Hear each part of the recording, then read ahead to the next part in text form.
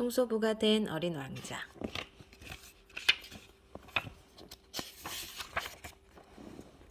챕터 1. 이 세상에 온 이유. 작은 나라에 어린 왕자가 살고 있었습니다. 호기심이 많은 어린 왕자는 만나는 사람들에게 늘 뭔가를 물었습니다. 그래서 사람들은 어린 왕자를 늘 피해 다니시피 했습니다. 그러던 어느 날 어린 왕자는 전쟁에 나갔다가 기억상실증에 걸린 병사를 길에서 우연히 만나게 되었습니다. 호기심 많은 어린 왕자는 병사의 허리띠에 새겨진 문양이 뭔지 궁금해서 그 병사에게 묻기 위해 다가갔습니다. 그런데 왕자가 묻기도 전에 병사가 먼저 물었습니다. 꼬마야, 내가 누구니? 내가 여기서 뭘 하러 왔지? 어린 왕자는 당황했습니다. 지금까지 그 누구도 자신을 꼬마라고 부른 사람이 없었기 때문이었죠. 하지만 그보다는 너무나 평범한 그 질문을 듣고도 어떤 답도 선뜻 할 수 없다는 사실이 더 놀라웠습니다. 아무런 대답도 하지 못하고 자신의 방으로 돌아온 어린 왕자는 고개를 갸우뚱거리면서 거울을 향해 혼잣말을 해보았습니다.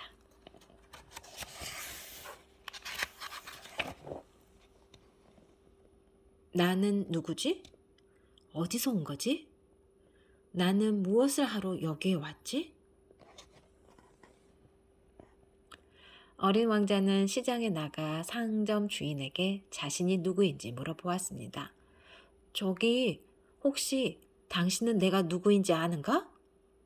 상점 주인은 어린 왕자를 보며 화들짝 놀라 고개를 숙이며 말했습니다.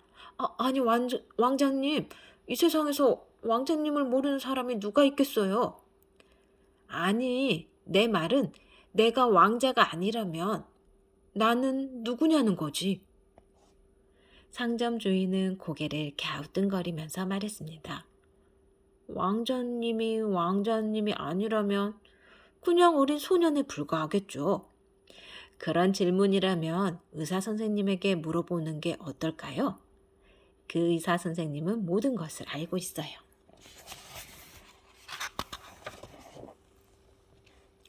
어린 왕자는 상점 주인의 말에 따라 병원에 가서 의사 선생님을 만나게 되었습니다. 어린 왕자는 의사에게 물었습니다. 의사 선생, 당신은 어디서 왔는가?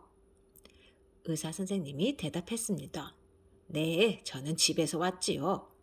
아니, 그런 의미가 아니라 이 세상에 오기 전에 어디에 있다가 왔냐는 걸 묻는 거야. 글쎄요. 그걸 아는 사람이 세상에 어디 있을까요? 그럼 선생도 나처럼 어디서 왔는지 모르기는 매한 가지군? 의사 선생님은 조금 얼떨떨한 표정으로 대답했습니다. 말을 듣고 보니 그렇군요. 어린 왕자는 의사 선생님에게 물었습니다. 내가 어디서 왔는지 아는 사람이 세상에 있을까? 그래야 내가 누구인지 물어볼 텐데 말이야. 의사 선생님은 어린 왕자가 하는 질문이 그저 평범한 질문이 아니라는 것을 알아차렸습니다. 글쎄요, 왕자님이 어디서 왔는지 아는 사람일지는 모르겠지만 우리나라에서 가장 존경받는 선생님이 한 분 계시니 그분을 찾아가서 여쭤보면 어떨까요? 어린 왕자는 나라에서 가장 존경받는다는 선생님을 찾아갔습니다. 선생은 우리나라에서 가장 존경받는 사람이라고 들었어. 나는 어디서 왔는지, 내가 정말 누구인지 알고 싶어서 왔어. 선생님은 어린 왕자를 물끄러미 쳐다보다가 말했습니다. 우리가 세상에 태어나기 전에는 모든 걸 알고 있지만 세상에 태어난 후에는 다 잊어버리게 되지요.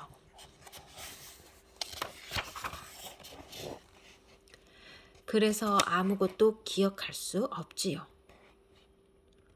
왜 다 잊어버리는 거지? 선생님은 다시 대답했습니다. 그걸 기억하면 빨리 돌아가고 싶어 할까 봐 그런 게 아닐까요? 그렇게 생각만 할 뿐 저도 잘 모릅니다. 하지만 이런 방법은 어떨까요? 왕자님께서 사람들에게 이 세상에 왜 왔는지 물어보시는 거죠. 그러면 우리가 온 곳에 대해서 좀 더 알 수 있지 않을까요?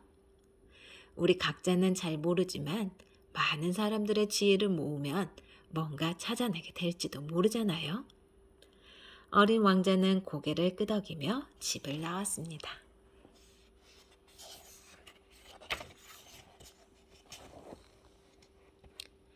어린 왕자는 지나가던 목수를 만났습니다. 목수, 당신은 이 세상에 왜 왔는지 아는가? 목수가 말했습니다. 저는 목수를 하려고 왔지요. 어린 왕자는 장사꾼을 만나서 똑같이 물었습니다. 장사꾼은 이렇게 대답했습니다. 네, 저는 장사를 하려고 왔지요. 어린 왕자는 어부를 만나 또 똑같은 질문을 했습니다. 어부는 네, 저는 고기를 잡으러 왔지요. 하고 말했습니다. 어린 왕자는 농부에게 물었습니다. 농부의 대답은 이랬습니다. 네, 저는 농사를 지으려고 왔지요. 어린 왕자는 수도승을 만났습니다. 수도승은 이렇게 대답했습니다. 네, 저는 수도 생활을 통해 어떻게 세상을 살아가야 하는지 알기 위해서 왔답니다. 어린 왕자는 다시 선생님을 찾아갔습니다. 선생, 모든 사람들이 저마다 이 세상에 온 이유가 다 달라. 이렇게 해서는 우리가 어디서 왔는지 알 길이 없어. 다 다른 곳에서 온 걸까? 선생님은 한참 생각 끝에 말했습니다. 왕자님이 만난 사람들에게 삶의 진정한 목적에 대해 물어보시면 어떨까요? 삶의 진정한 목적을 묻는다면 이 세상에 온 이유를 좀 더 잘 설명할 수 있지 않을까요? 어린 왕자는 고개를 끄덕이고 다시 사람들과 만났습니다. 어린 왕자는 목수에게 다시 물었습니다. 그렇다면 당신 삶의 목적은 뭔가? 삶의 진정한 목적. 목수는 잠시 생각을 하다가 대답했습니다. 한 번도 생각해 보지는 않았지만 왕자님께서 물으시니 대답하자면 아마도 제 삶의 진정한 목적은 목수로 일하며 다른 사람의 집을 지어주고 그들을 행복하게 해서 본 돈으로 제 가족들을 행복하게 하는 게 아닐까 싶네요. 그럼 당신 삶의 진정한 목적은 행복이군? 그렇지요. 그런 것 같네요. 어린 왕자는 장사꾼을 다시 찾아갔습니다. 그리고 똑같이 물었습니다. 그렇다면 당신 삶의 목적은 뭔가?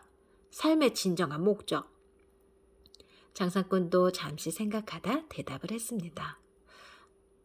어려운 질문이네요. 저는 좋은 물건을 사람들에게 팔고 그들이 그것을 유용하게 사용하면 행복합니다. 그렇다면 그렇게 번 돈으로 제 주위 사람들이 행복하게 살도록 도와주는 것이 제 삶의 진정한 목적이 아닐까요?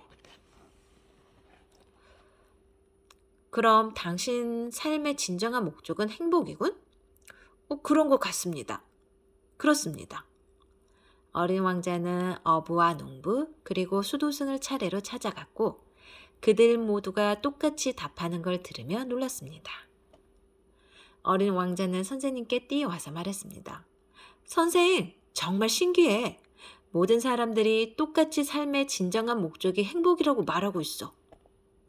선생님은 고개를 끄덕이며 말했습니다. 그렇군요. 그렇다면 언제 행복했다고 이야기하던가요? 구체적이지는 않지만 그들 모두 다른 사람들이 행복할 때 행복하다고 했어. 선생님은 인자한 눈으로 말했습니다. 그들에게 언제 가장 행복했는지를 한번 물어보시지. 그러세요? 그러면 더 확실해지지 않을까요?